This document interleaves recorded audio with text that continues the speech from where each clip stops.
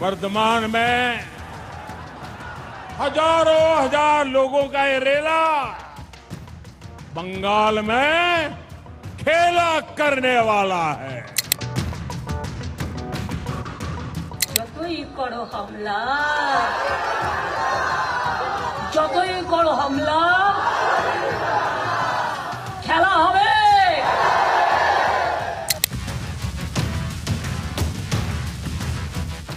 কারণটা আসলে জানেন আপনারা, আমরা 200-300 হয়ে যেতে পারি।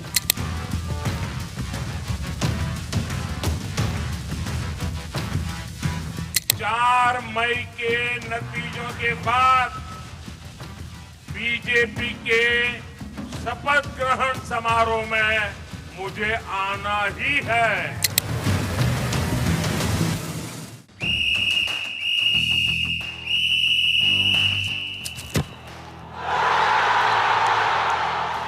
वाह, क्या मैच हुआ।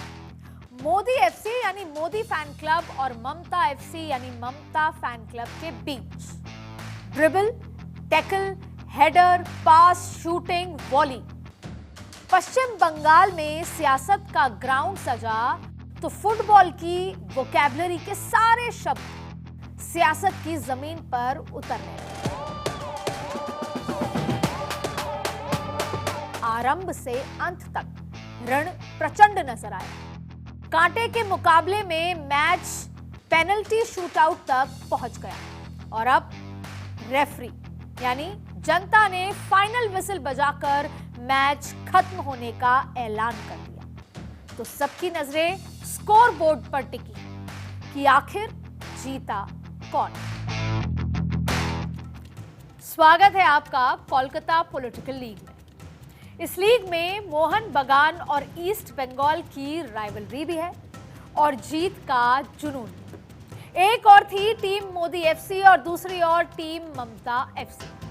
ये मैच 90 मिनट तक नहीं था। 20 दिन से ज्यादा चले इस रण में नोटिफिकेशन के बाद बीजेपी के सबसे बड़े स्ट्राइकर यानी कि प्रधानमंत्री नरेंद्र मोदी ने 19 रैलियां और 5 रोड शो किए। गृह मंत्री अमित शाह ने 25 रैलियां और 12 रोड शो समेत 40 कार्यक्रम किए। तो वहीं बीजेपी अध्यक्ष नितिन नवीन, यूपी के मुख्यमंत्री योगी आदित्यनाथ समेत बीजेपी के कई दिग्गजों ने रैलियां और जनसभाओं को संबोधित करते हुए उसके जरिए सियासत की मिडफील्ड से दनादन गोल दागने की कोशिश की। जबकि अपने किले में बीजेपी की सेंधमारी रोकने के लिए ममता बनर्जी और उनकी टीम ने भी धुआंधार रैलियां, रोड शो और जनसभाओं को संबोधित किया। एग्जिट पोल के आंकड़े अगर नतीजे में बदले तो ये कहने की जरूरत नहीं कि बीजेपी ने इस सियासी ग्राउंड के हर कॉर्नर से गोल दागे। और ये आंकड़े फिलहाल ये भी बता रहे हैं कि इस मैच की रेफरी रही जनता ने 2 प्लेयर यानी कि असदुद्दीन ओवैसी और हुमायूं कबीर को येलो कार्ड और रेड कार्ड थमा दिया उनके फाउल प्ले के लिए। हाँ, इस मैच का नतीजा फुटबॉल वाले मैच की तरह फटाफट नहीं आया। नतीजों के लिए आपको 4 मई का इंतजार करना होगा। तो फिलहाल इस पीस टाइम यानी कि चुनाव के नतीजों के इंतजार के बीच मैं पॉलिटिकल कॉरिडोर में आपको इस मैच की इनसाइड स्टोरी का रिकैप दिखा देती हूँ और ये भी बता देती हूँ कि बंगाल में वोटिंग से ठीक पहले प्रधानमंत्री नरेंद्र मोदी के फुटबॉल खेले के मायने क्या हैं। दरअसल बंगाल की मिट्टी पर फुटबॉल सिर्फ एक खेला भर नहीं है बल्कि सियासी खेला करने का एक सटीक तरीका भी है। और इस खेले में 2 खिलाड़ी हैं जो वादों की सॉकर फील्ड पर मुद्दों की फ्री किक से सियासत की ट्रॉफी उठाने की कोशिश में है। नहीं समझ आया? समझाती हूं। समझ जाएंगे आप। पहले जरा इन 2 तस्वीरों को ध्यान से देखिए। पश्चिम बंगाल में चुनाव प्रचार की शाम ढलने के बाद प्रधानमंत्री नरेंद्र मोदी की सुबह बंगाल से सटे सिक्किम में होती है, लेकिन अंदाज नया था। खिलाड़ियों के बीच मोदी की मौजूदगी इशारा कर रही थी कि बात बहुत दूर तलक जाएगी। और वहीं ये दूसरी तस्वीर देखें। इस तस्वीर में दिख रही हैं ममता बनर्जी, जो पिछले चुनावी टूर्नामेंट की प्लेयर ऑफ द मैच रही और जिन्होंने इसी फुटबॉल को हथियार बनाकर बाजी पलट दी थी। जबकि एग्जिट पोल्स कुछ और कह रहे थे और ममता बनर्जी व्हील चेयर पर फुटबॉल को किक मारकर मैसेज दे रही थी। लेकिन खेल बदलते हैं, खिलाड़ियों की किस्मत पलटती है और दर्शकों की पसंद भी बदलती है, क्योंकि बदलाव ही शाश्वत सत्य है।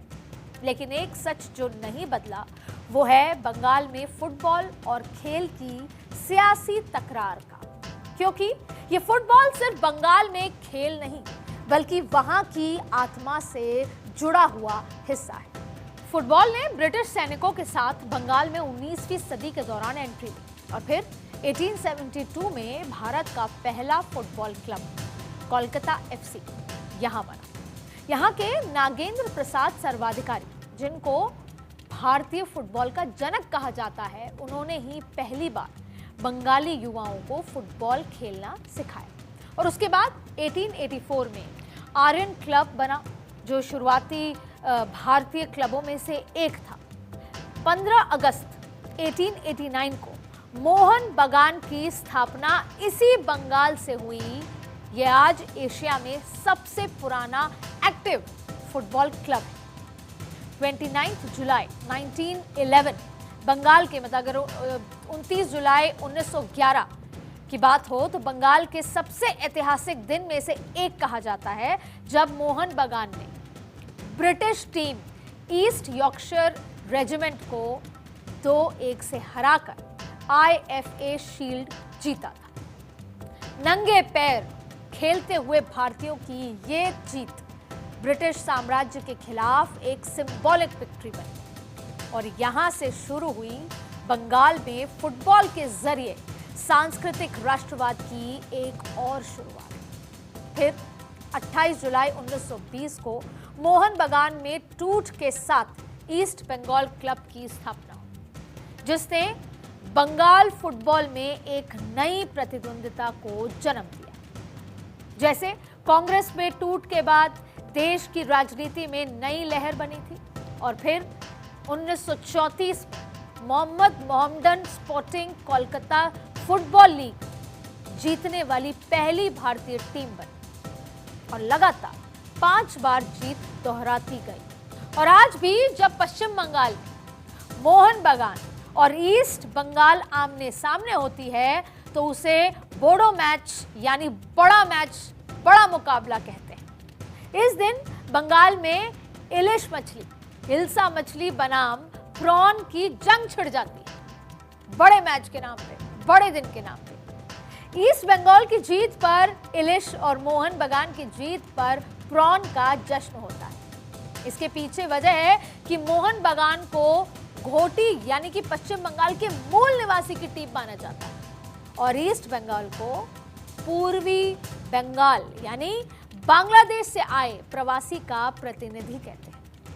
और ये सब बातें मैं इसलिए आपको बता रही हूं क्योंकि बंगाल में फुटबॉल सिर्फ एक टीम का खेल नहीं बल्कि समाज की जड़ों में गहराई से उतरे एक नशे की तरह है। और राजनीति को अगर समाज के बीच गहराई से उतरना है तो इन जड़ों से जुड़ना होगा, वरना जनता है कह देगी ये लो रेड कार्ड और निकल। और ये फुटबॉल की ही सियासी धार है जो सरकारों को चुनौती भी देती है। तभी तो 2024 में भारतीय फुटबॉल इतिहास की एक अनूठी घटना घटी जब आरजे कर मेडिकल कॉलेज और अस्पताल में ड्यूटी पर तैनात एक ट्रेनी डॉक्टर के साथ हुए क्रूर बलात्कार और हत्या के बाद एक दूसरे के धुर विरोधी फुटबॉल क्लब ईस्ट बंगाल और मोहन बगान और मोहम्मडन स्पोर्टिंग ने अपनी सदियों पुरानी दुश्मनी को भुलाकर उस आर्यकर महिला पीड़िता के लिए न्याय की मांग करते हुए एक ही फील्ड पर एकजुट होकर प्रदर्शन किया, जबकि दशकों पुरानी मैदान की लड़ाई को भूल गए। ये प्रदर्शन भी अपने आप में सबक था कि खेल में दुश्मनी अपनी जगह है और मुद्दों की बात अपनी जगह है। खैर, अब बात बंगाल और फुटबॉल की छिड़ी गई है तो सियासत ने इस बरस जमकर खेला किया। बीजेपी के धुरंधरों ने पश्चिम बंगाल में टीएमसी की तरफ से दी जा रही एक भी फ्री किक को मिस नहीं की। ममता बनर्जी जब एसआईआर के मुद्दे पर कॉर्नर करने की जुगत में थी तो बीजेपी ने भी ड्रिबलिंग करते हुए एसआईआर को घुसपैठ से जोड़ दिया। और इस बीच बीजेपी ने नटमैग करते हुए पूरी मशीनरी को पश्चिम बंगाल की जीत के लिए फुल बैक में लगा दिया। और इसके लिए मैदान में बीजेपी ने सिर्फ दिग्गज ही नहीं उतारे बल्कि लोकल नेताओं को भी दीवार बनाकर खड़ा कर दिया। रणनीति के तहत पर्दे के पीछे रहे बीजेपी के लोकल चेहरे जो स्क्रीन से ज्यादा फील्ड पर दिखे। बीजेपी के लोकल खिलाड़ियों ने 500 से ज्यादा छोटे बड़े कार्यक्रम करते हुए कमल खिलाने की पूरी बागबानी भी की। मैन टू मैन मार्किंग भी की, जिसमें शुभेंदु अधिकारी की 60 से ज्यादा सभाएं शामिल हैं। दिलीप घोष ने 35 से 40 कार्यक्रम और समीक भट्टाचार्य ने 30 से ज्यादा रैलियां की। और इस बीच सियासत के इस खेल में ट्रांसफर विंडो के दौरान हुमायूं कबीर जैसे नेता भी भरकर डाइविंग करते थे, लेकिन ओवैसी से दोस्ती और बाबरी जैसे मुद्दों पर सेल्फ गोल कर बैठे। लेकिन रेफरी तो जनता ही थी, तो दोनों मैदान से आउट हो गए। तो जनाब, आज कोलकाता का ये मैदान सिर्फ घास का एक टुकड़ा नहीं है, ये एक रंगमंच भी है, क्योंकि महान संगीतकार शोस्ताकोविच ने कभी कहा था कि football is a belle of the masses, माने फुटबॉल जनता का नृत्य है, एक ऐसा नाच जिसमें करोड़ों लोग एक साथ झूमते हैं। लेकिन याद रखिए, ये खेल सिर्फ मनोरंजन नहीं। जैसा कि मशहूर लेखक एडुआर्डो गैलियानो ने अपनी किताब में लिखा था कि फुटबॉल और मातृभूमि का खून का रिश्ता है, और जब जब ये रिश्ता गहरा होता है, सियासत के बड़े बड़े खिलाड़ी इसका फायदा उठाने पहुंच जाते हैं। लेकिन इसका एक दूसरा पहलू भी है। फुटबॉल सिर्फ सत्ता का खिलौना भी नहीं, ये खेल बगावत का भी नाम है। ये उस आवाज का नाम है जो सिस्टम को चुनौती भी देती है। याद रखिएगा कि 1942 में भारत छोड़ो आंदोलन के दौरान कोलकाता मैदान में पहली बार ब्रिटिश शासन के खिलाफ विरोध प्रदर्शन वाले पोस्टर फुटबॉल मैच में दिखाई दिए थे। और इसीलिए जब सिक्किम में प्रधानमंत्री गोल करने की कोशिश कर रहे थे तो इसमें सियासत का भूगोल बदल देने की झलक दिखाई पड़ने लगी। क्यों? अब वो भी समझिए। मीडिया रिपोर्ट्स के मुताबिक पश्चिम बंगाल में 25,000 से ज्यादा फुटबॉल क्लब हैं, जिसे भारी वित्तीय मदद दी गई। मीडिया रिपोर्ट्स के मुताबिक 2014 से ही ममता सरकार 5 लाख रुपए प्रति क्लब की मदद कर रही है। तो वहीं दुर्गा पूजा क्लबों को 85,000 से 1.25 लाख तक का अनुदान और 75% बिजली सब्सिडी दी गई। तो अगर कुल मिलाकर देखें तो ये रकम 340 से 500 करोड़ रुपए तक पहुंचती है। 500 करोड़ रुपए। पश्चिम बंगाल में खेलों के अहमियत इस बात से आप समझ सकते हैं कि यहां सरकार का खेल बजट 2011 में 126 करोड़ से बढ़कर 2025-26 में 840 करोड़ रुपए तक पहुंच चुका है। और ये सिर्फ इसलिए नहीं कि खेलों को प्रोत्साहन मिले, ये इसलिए भी क्योंकि बंगाल में खेल सिर्फ खेल भर नहीं है, सियासी खेला का सबसे बड़ा हथियार भी है। और इसीलिए जब प्रधानमंत्री नरेंद्र मोदी ने सिक्किम में फुटबॉल की किक लगाई तो संदेश बंगाल समेत पूरे नॉर्थ ईस्ट तक गया। कहते हैं the ultimate political play is turning a stadium into a constituency, यानी सियासत भी ये समझती है कि लोगों के बीच पहुंचना है तो उनकी पसंद को सही जगह दो। सिक्किम में प्रधानमंत्री नरेंद्र मोदी की ये सियासी किक न सिर्फ पश्चिम बंगाल में एक बड़ा फैक्टर बन सकती है, बल्कि इसका असर नॉर्थ ईस्ट के कई राज्यों पर दिखेगा, क्योंकि फुटबॉल का क्रेज सिर्फ पश्चिम बंगाल तक सीमित नहीं। बल्कि मणिपुर, मिजोरम, मेघालय, असम और सिक्किम तक फुटबॉल का संदेश जाता है, युवाओं में जाता है, खिलाड़ियों में जाता है। नॉर्थ ईस्ट में फुटबॉल सबसे ज्यादा खेले जाने वाला खेल है। यह खेल नॉर्थ ईस्ट की संस्कृति का अहम हिस्सा माना जाता है और फुटबॉल के जरिए प्रधानमंत्री मोदी ने नॉर्थ ईस्ट में कनेक्ट किया।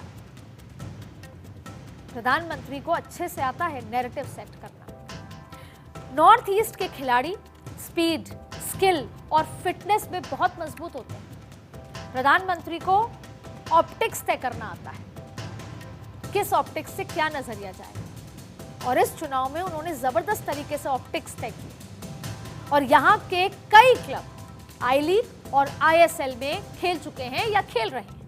और प्रधानमंत्री मोदी का मैदान पर उतरना युवाओं के साथ एक भावनात्मक जुड़ाव है। कह सकते हैं कि smart leaders use the ball to score goals in the ballot box. और नरेंद्र मोदी तो स्मार्ट भी हैं और विजनरी भी। समझना यह है कि 4 तारीख को कौन ज्यादा गोल मार पाता है, कौन ज्यादा बेहतर फील्डिंग कर पाता है, कौन गोल होने से बचा पाता है, ये 4 तारीख को पता चलेगा। लेकिन आज पॉलिटिकल कॉरिडोर में बस इतना ही।